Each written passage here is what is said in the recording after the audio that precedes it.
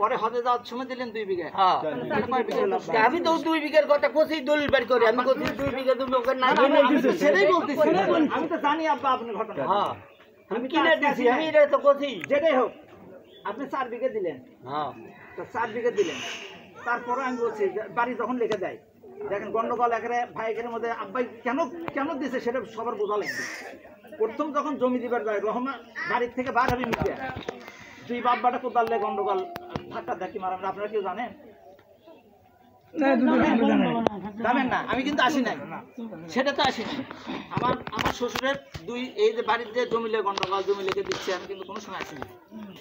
আচ্ছা ধাক্কা ধাক্কি হয় মিজেন যে করে হোক বার হলো বাড়ির থেকে, বার হওয়ার উদ্দেশ্য না, 2 ভাইয়ের মধ্যে কাটকাট মারামারি। মা কয় যে রহমান কি করবি, কত মিজানের তো রাগ বেশি, এমনিতে মাথা গরম করে কি করবো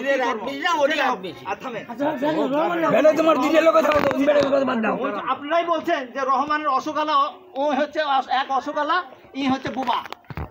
এই বুবা বন্ধ করো।